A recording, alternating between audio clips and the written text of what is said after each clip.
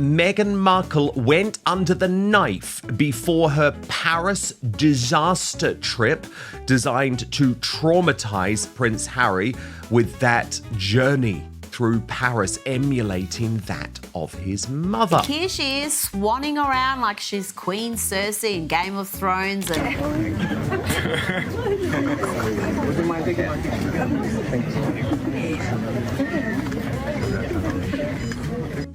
It's so cringe to watch, isn't it? Very. So awkward. She doesn't know because when they go to greet each other, it looks like an assault more so than a greeting. Absolutely, Kinsey, and her pursuit of privacy gets more impressive by the day, doesn't it? I mean, she's obsessed. White on white Messiah gown, or some people call it the toilet paper gown. Then there was the black Diana dress. Meghan in the front row, caught on video at Balenciaga. The reports are a model tripped and she laughed. I can see you're trying. I feel uncomfortable. I have kind of secondhand embarrassment for you.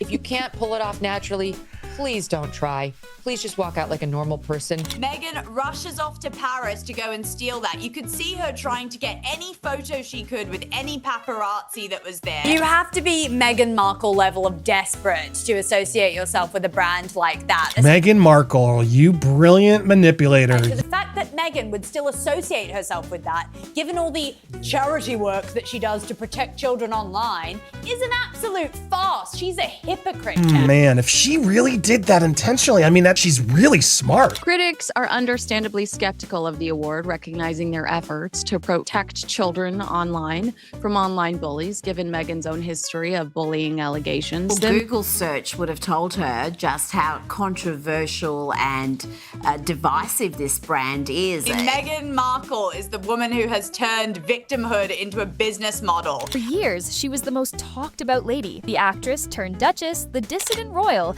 made headlines that never seemed to fade. You certainly wouldn't see the Princess of Wales engaging with any company accused of such behavior. Meghan Markle, on the other hand, attempted a low-key comeback at Paris Fashion Week. Meghan Markle quietly attends Balenciaga's Paris Fashion Week show. Quietly. People have put those clips side by side of her walking into the event with a black dress on and her walking in with a white dress on, and she does the exact same pose. Now, apparently Meghan Markle, her excuse for going to the show is that she's very good friends with the new head designer, I guess the house of Balenciaga. You guys, who gives a shit? Meghan, who seems to be laughing in the front row as a model walking the Balenciaga show, tripped. Meghan Markle was about the only one who burst out laughing there. Other than looking like a toilet roll, Meghan Markle is contributing absolutely nothing. Pictorial evidence emerging of just how twisted Meghan Markle was in Paris in order to emulate Princess Diana, to traumatize her husband. This mega moron shared an Instagram video riding in a limo with her feet casually propped up near the Parisian tunnel where her late mother-in-law, Princess Diana, tragically died. So for her to be swanning around in the back of a limousine with her feet up, oh so casual, not thinking that would have some impact on her husband. She's completely tone deaf, insensitive, tactless. She should have known. And if she messed up, well, that's on her. And this looks so bad. It looks so bad. Why are you putting your feet up like, oh, not a care in the world?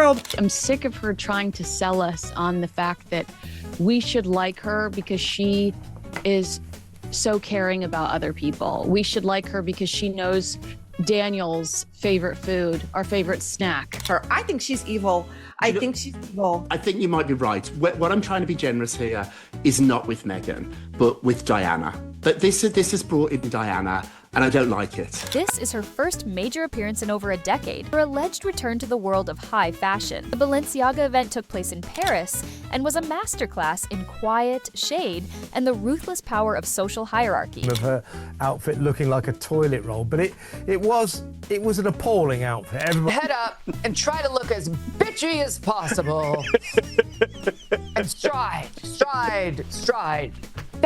That That is what the kids call a sweaty tryhard. Go look at his Instagram. He doesn't follow Meghan Markle, so she's certainly not this little muse. She wore this sort of glorious outfit. A lot of people were criticizing the fact that she strutted more like a model than she did as a guest. And But what the cameras captured was completely different. Stay until the end, since this isn't a story about fashion or designers. It's about power, perception, and the one thing Meghan can't seem to get back: respect. Meghan Markle looked stunning at the Balenciaga presentation. Following months of silence and clever PR, she donned an immaculate white coat, smooth hair, and minimal jewelry, covering every inch. Every motion was practiced. The sweet grin, wave, and light hand contact on her chest. According to others, this was her spectacular return to the inner circle, opportunity to demonstrate that she still belonged among the world's finest. Staff apparently collaborated with stylists, photographers, and even makeup artist Daniel Martin, who has worked with her since her royal wedding. Message was plain. Meghan Markle was back, confident and polished, eager to recapture the spotlight she once had. What a city, and I can see why she wants to show it off. She apparently got paid a lot of money to do this. That's the rumor.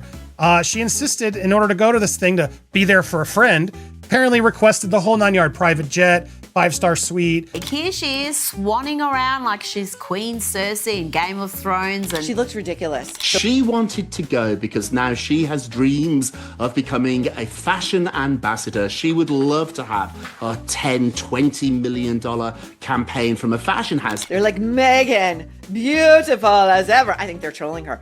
She crops up looking like the Pope on a night on the tiles. Look at her. Look at her. Oh, yeah. What a useless outfit. Balenciaga, my backside. Here's the thing with spotlights. If no one points them out, you're just standing in the dark. As Meghan entered the Balenciaga show, cameras flashed. She glided toward her seat, exuding that familiar assurance, or perhaps a familiar display of confidence. Anne Hathaway, Dame Kristen Scott Thomas, P.P. Crit, and Baz Luhrmann sat alongside her. Names that represented grace, class, and creative influence. And then something unusual occurred. The noise faded. The cameras turned away. Energy shifted because Meghan Markle, the lady who previously commanded global headlines, had vanished from that sparkling front row of celebrity and power. Nobody hurried to greet her. Nobody extended a handshake. And the video that followed became an online sensation. There she was. Meghan Markle smiles perfectly as she stands with Dame Kristen Ann Scott Thomas, one of Britain's most respected actresses. A woman who has dined with actual royalty, acted as queens on TV, and lived long enough to identify imposters from a mile away. Meghan looks toward her, anticipating a nod, glance, or perhaps a courteous hello, but receives nothing. No flicker, no glance, not even a polite grin. Dame Kristen Ann remains looking straight ahead, as if she were a statue sculpted from ice and elegance. It was not rudeness, it was something deeper. A social barrier was being drawn in real time. Dame Kristen Scott was here, okay, and she was absolutely ignoring her. At one point, when Harry's social mountaineer wife approached immaculately upper crust British star Dame Kristen Scott Thomas, she was, in the politest possible way, blanked. The ageless, glamorous actress simply nodded, smiled, and continued her conversation. Meghan reduced to awkwardly simply standing there. Whatever she tries to do, she's an absolute failure. She thinks she knows the lot. Kristen Scott was like, no, I'm just looking. I have nothing to do with this lady. The kind of moment in which one person's quiet speaks volumes. Meghan, you can almost see the thought enter her mind. A half-second realization, she's not going to recognize me. Lips stiffen. Her jaw tightens. The iconic hand-to-chest gesture appears.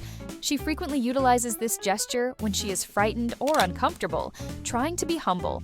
But this time, things looked different. It appeared to be defensive. Within hours, that video went viral online. Friends don't let friends walk out of the house in toilet paper. Her arm's in the same place and she walks in like the exact same walk. And it's almost like that's how she prepared it and that's how she did it. She's like, this is fashion week and this is how I have to be. The reason Giselle is Giselle is because she will walk out of the Balenciaga fashion show and you will not be able to tell at all how hard she's trying. It's effortless. She's Giselle. This woman is really, really not oppressed. She's opportunistic. And I think that was shown the most during her Paris Fashion Week appearance, which was another desperate and craven attempt to grab the limelight. Harry, Are you home, Harry? Meghan is really being pushy here to try and get a campaign. Millions of views, thousands of comments. One user said this was not a snub, it was a social assassination. Light, perfect, and lethal. Someone else laughed. Meghan looked like the human version of a buffering screen. People examined every second of the video. Her posture, her smile, her attempt to move closer, and Dame Kristen's graceful pivot away. It inspired a new meme, a cultural moment that revealed more about status than any royal biography could. Because this was not about jealousy or hatred, it was all about power balance. Meghan did not have any in that room. Why did this brief silent moment have such great impact? Because it highlighted an unsettling truth about Meghan's public image. When you're an international laughingstock and everyone sees what you are except for a thick prince who is obsessed with his mother, who you continue to unearth and rub in his face. To me, it speaks to Meghan's Diana fetish. Pictorial evidence emerging of just how twisted Meghan Markle was in Paris in order to emulate Princess Diana, to traumatize her husband. The palace investigated claims that Meghan bullied royal staff during her very brief time as a working royal. Her podcast has been effectively cancelled, that she had Confessions of a Female Founder. Netflix is looking for first deal. Her jam didn't sell out. For years, she has attempted to portray herself as the new face of modern royalty. Confident, woeful, global, and independent. However, the elite world she seeks to impress does not follow social media guidelines. They do not worry about hashtags or public relations headlines. They appreciate what she lost a long time ago. Quiet dignity. Dame Kristen's response was not nasty. It was instinctive. The message was, I don't need to engage with chaos. The irony is that Meghan got more invisible as she tried to be seen. Even Baz Luhrmann, who had greeted her earlier with a pleasant kiss, vanished into the crowd, leaving her standing there smiling at no one. It was the visual representation of every influencer's fear. There are cameras everywhere, but nobody seems to care. Let us break things down like a scene from a movie. Dame Tristan sits erect, serene, and centered. Gaze never wanders. She carries her clutch lightly, calm, and confident. Meghan, on the other hand, is fidgeting. She changes weight, adjusts her coat, and caresses her chest. Classic symptoms of social awkwardness. When the mind spirals, the body tries to ground itself. Her smile expands, indicating overcompensation. When someone feels invisible, they generally grin more, hoping to be noticed. The more she grins, the more awkward things grow. In slow motion, she realizes it. But Kristen Scott is like, she's not here. I'm gonna pretend that she's not here. Maybe she will go away. I think she was trying to distract from Prince William, his vulnerable interview on Apple Plus, which, by the way, has charted all over the world. The Hollywood elite, who she attempted to identify with, discovered that being near her meant inheriting her chaos. So, when she arrived at Paris Fashion Week expecting a royal greeting, she overlooked one detail. The room was packed with those who acquired their rank discreetly, people who do not require cameras to demonstrate their relevance. Meghan's vitality was noticeable in the environment. Nothing kills affluent society faster than desperation. The observers saw another typical pattern: Meghan's continual desire to touch others while speaking. Delicate hand on the arm, the chest tap, the lean-in move, idea of connection, or what critics refer to as social Velcro.